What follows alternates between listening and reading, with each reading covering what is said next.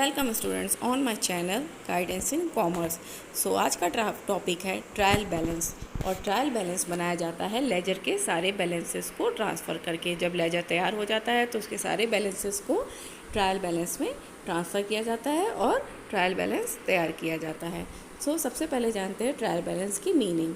Trial balance has a tabular format that shows details of all ledger balances in one place। क्या होता है यहाँ पे trial balance एक टेबुलर फॉर्मेट में तैयार किया जाता है। टेबुलर फॉर्म में तैयार किया जाता है और इसमें क्या किया जाता है, सारे ही बैलेंसेस को, लेजर के जितने भी बैलेंसेस होते हैं उसको कहाँ ट्रांसफ़र किया जाता है, उसको ट्रांसफ़र किया जाता है ट्रायल बैलेंस में। और ट्रायल बैलेंस क्यों तैयार किया जाता है? Trial balance can be use to detect any mathematical errors that have occurred in a double entry accounting system. ये इसलिए तैयार किया जाता है कि कोई भी अगर मैथमेटिकल एरर हो गई है, कोई भी मैथमेटिकल एरर हो गई है अकाउंट्स तैयार करते समय, तो वो कहाँ पे डिटेक्ट हो जाएंगे? ट्रायल बैलेंस बनाते समय। If the total debit equal to the total credit, अगर क्रेडिट साइड का टोटल इक्वल हो जाता है डेबिट साइड से, तो क्या हो जाएगा? The trial balance is considered to be balanced. तो इसको क्या बोला जाएगा कि ट्रायल बैलेंस क्या हो गया है? बैलेंस्ड हो गया है। And there should be no mathematical errors in the ledger. इससे क्या साबित होगा कि जो हमारा लेजर है उसमें किसी भी प्रकार की कोई भी मैथमेटिकल एरर नहीं है। कौन सी एरर नहीं है? मैथमेटिकल एरर नहीं है। तो अगर ट्रायल बैलेंस का debit side equals to credit side हो जाता है और बैलेंस हो जाता है ट्रायल बैलेंस, तो उसे क्या कहेंगे? तो उसे माना जाएगा कि अकाउंट्स तैयार करते समय कोई भी मैथमेटिकल एरर नहीं की गई है। अब जानते हैं इसका फॉर्मेट क्या होता है।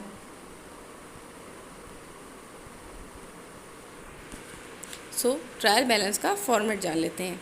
ट्रायल बैलेंस तैयार करते समय सबसे पहले लिखा जाता है ट्रायल बैलेंस, फिर उसके बाद एज एट, फिर यहाँ पर कोई जो जिस डेट को बनाया गया वो डेट मेंशन कर दी जाती है। ट्रायल बैलेंस ये साल के अंत में तैयार किया जाता है जब सारे लेजर अकाउंट्स क्लोज कर दिए जाते हैं और उनके बैलेंसेस को यहाँ पे ट्रांसफ़र किया जाता है।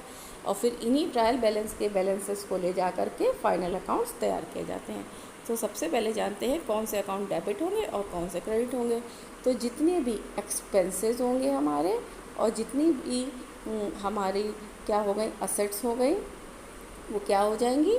असेट्स और एक्सपेंसेस क्या हो जाएंगे? ये हो जाएंगे हमारे डेबिट। और जितनी भी हमारी अगर लाइबिलिटी हो गई और हमारी इनकम हो गई और यहाँ तक कि कैपिटल,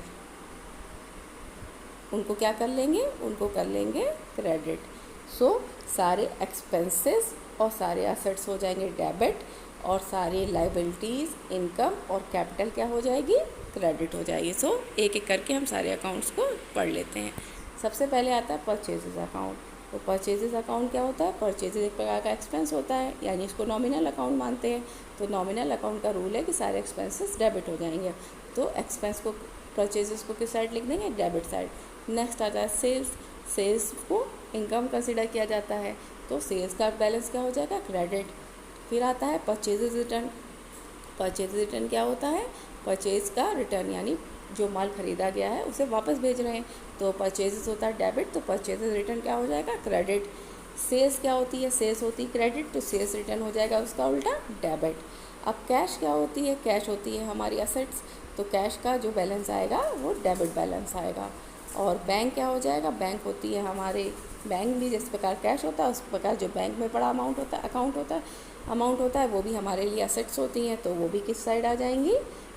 आ जाएगी डेबिट साइड। लेकिन अगर अगर बैंक ओवरड्राफ्ट है, अगर आपने बैंक से ज़्यादा लिया है, पैसा निकाल लिया है, जितना उसमें जमा है उससे ज़्यादा अगर ओवरड्राफ्ट दिखा रहा है, तो ओवरड्राफ्ट किस साइड चला जाएगा? ओवरड्राफ्ट हो जाती लाइबिलिटी, तो ओवरड्राफ्ट आ जाएगा क्रेडिट साइड। इसी प्रकार कैपिटल बताया था मैंने आपको, कैपिटल किस साइड जाती है? कैपिटल बिजनेस की लाइबिलिटी कंसिडर की जाती है। कैपिटल क्या कहलाती है? बिजनेस की लाइबिलिटी, तो वो भी अदर लाइबिलिटीज़ की तरह क्या हो जाएगी? क्रेडिट हो जाएगी।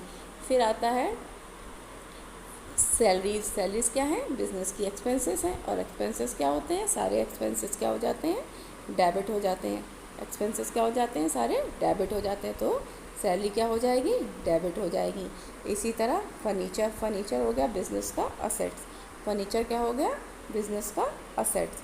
और असेट्स क्या हो जाती हैं? असेट्स हो जाती हैं सारी डेबिट। असेट्स क्या हो जाती हैं? सारी डेबिट। तो इसी तरह फर्नीचर क्या हो जाएगा, डेबिट हो जाएगा। फिर नेक्स्ट आते हैं बिल्स पेबल। बिल्स पे करने हैं तो ये हमारी लाइबिलिटी हो गई, तो लाइबिलिटी किस साइड चली जाएगी, क्रेडिट साइड चली जाएगी। और बिल्स रिसीवेबल ये हो गए असेट्स, तो असेट्स का क्या है, असेट्स जाएंगी डेबिट साइड। फिर आता है डेटर्स। डेटर्स मतलब देनदार, जिनको पैसा देना है, जो उन्होंने हमसे उधार लिया है, तो वो क्या हो जाती है, हमारी असेट्स हो जाते हैं। तो उनको किस साइड शो किया जाता है, उनको शो किया जाता है डेबिट साइड, डेबिट साइड। फिर आते हैं क्रेडिटर्स। क्रेडिटर्स होती हैं लाइबिलिटीज़, तो लाइबिलिटीज़ क्रेडिट साइड जाएंगी। फिर ड्राइंग्स आता है, तो ड्राइंग्स किस साइड जाता है, डेबिट साइड। कैपिटल जाएगी लाइबिलिटी, कैपिटल होती है बिजनेस की लाइबिलिटी, और ड्राइंग्स हो जाता है एक तरह से बिजनेस के लिए एक तरह की असेट्स, तो वो किस में चला जाएगा, डेबिट साइड में चला जाएगा। फिर आते हैं लोन।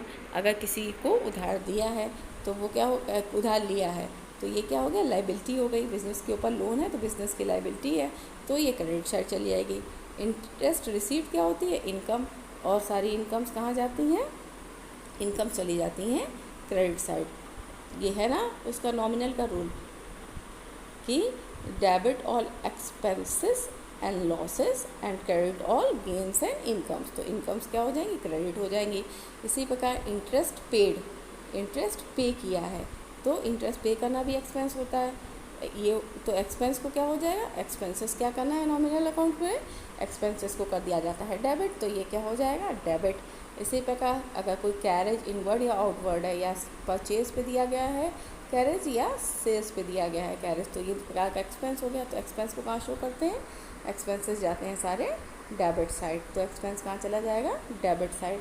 अब आते हैं नेक्स्ट किस पे, ओपनिंग स्टॉक। अगर वहाँ पर ओपनिंग स्टॉक दिया है तो ओपनिंग स्टॉक को क्या, डेबिट साइड शो करेंगे।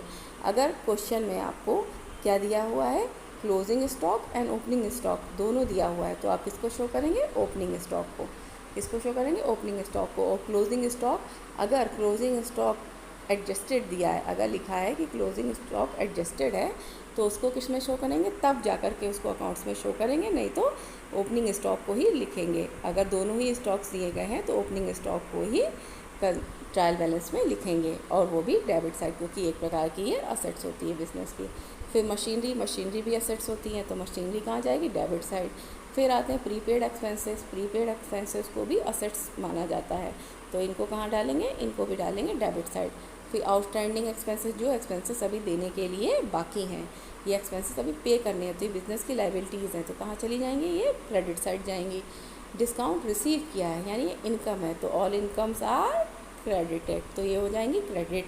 और डिस्काउंट अलाउड, डिस्काउंट अलाउड क्या होता है, डिस्काउंट अलाउड एक प्रकार का, हमने डिस्काउंट अलाउ किया है तो ये हमारा एक्सपेंस हो गया, तो ऑल एक्सपेंसेस आर डेबिटेड। सो इसी प्रकार हम सारे क्या कर लेंगे, सारे बैलेंसेस को लिख लेंगे, और फिर उसके बाद इन सब का टोटल कर देंगे। फिर अगर डेबिट साइड का टोटल और क्रेडिट साइड का टोटल सेम होता है तो क्या कर देंगे कि हमारा ट्रायल बैलेंस क्या है, बैलेंस्ड है। क्या है, बैलेंस्ड है। और इस ट्रायल बैलेंस बैलेंस्ड है तो ये प्रूव करेगा कि क्या है, अकाउंट्स में कोई भी मैथमेटिकल एरर नहीं हुई है, मैथमेटिकली एक्यूरेट है लेजर, तो ये लेजर की मैथमेटिकल एक्यूरेसी बताता है ट्रायल बैलेंस। और अगर ट्रायल बैलेंस हमारा नहीं मैच होता है, अगर डेबिट साइड का टोटल क्रेडिट साइड के टोटल से कम रह जाता है, या कभी क्रेडिट का टोटल डेबिट से कम रहता है, तो जिस साइड अगर टोटल कम है तो उस साइड क्या करेंगे। अब जानते हैं सस्पेंस अकाउंट क्या होता है। सस्पेंस अकाउंट वो अकाउंट होता है अगर ट्रायल बैलेंस का अगर टोटल मैच नहीं हुआ, अगर डेबिट साइड क्रेडिट साइड से मैच नहीं हुआ, मतलब ट्रायल बैलेंस बैलेंस नहीं हुआ, तो जिस साइड अमाउंट कम रहता है उस साइड क्या कर देते हैं, एक सस्पेंस अकाउंट ओपन कर देते हैं। क्या कर देते हैं, सस्पेंस अकाउंट। अगर डेबिट साइड टोटल कम है तो वहाँ पर क्या कर देंगे, सस्पेंस अकाउंट कर देंगे बैलेंस्ड अमाउंट से। अगर क्रेडिट साइड का टोटल कम है तो वहाँ बैलेंस्ड अमाउंट से सस्पेंस अकाउंट ओपन कर देंगे। और इन सस्पेंस अकाउंट को फाइनल अकाउंट में तब तक शो करते हैं जब तक कि वो एरर फाउंड ना हो जाए, जिस वजह से हमारा ट्रायल बैलेंस मैच नहीं हुआ, या तो फिर कभी कभी कुछ ऐसा हो जाता है कि कोई एंट्री नहीं की गई, कोई ट्रांजैक्शन आइडेंटिफाई नहीं हुआ, उसको लिखा नहीं गया, इस वजह से हमारा ट्रायल बैलेंस मैच नहीं हुआ। तो जब तक कि वो एरर ना मिल जाए तब तक कि सस्पेंस अकाउंट खुला रहेगा, और इसे फाइनल अकाउंट्स और ट्रायल बैलेंस में शो करेंगे। और जैसे ही वो एरर फाउंड हो जाएगा जिस वजह से हमारा ट्रायल बैलेंस नहीं मैच हुआ है, तो क्या कर देंगे, वो एरर को जैसे ही मिल गया तो उसको उस जगह ट्रांसफ़र करके सस्पेंस अकाउंट अपनी तरफ क्लोज़ हो जाता है, अपने आप ही क्लोज़ हो जाएगा। तो क्या होगा, suspense accounts are used when your trial balance is out of balance और when you have an unidentified transaction. The suspense account is a general ledger account that acts as a holding account until the error is discovered or the unknown transaction is identified। तो suspense account एक प्रकार का क्या होता है, assumption होता है, और ये तभी तक खुला रहता है अकाउंट जब तक कि वो एरर फाउंड ना हो जाए या जो कि ट्रांजैक्शन रह गया था आइडेंटिफाई होने के लिए वो आइडेंटिफाई नहीं हो पाए। और जैसे ही ये हो जाता है तो क्या कर देंगे, सस्पेंस अकाउंट अपने आप क्लोज हो जाएगा, एरर को सुधार लिया जाएगा और ये सस्पेंस अकाउंट क्लोज कर दिया जाएगा। Thank you for watching this video.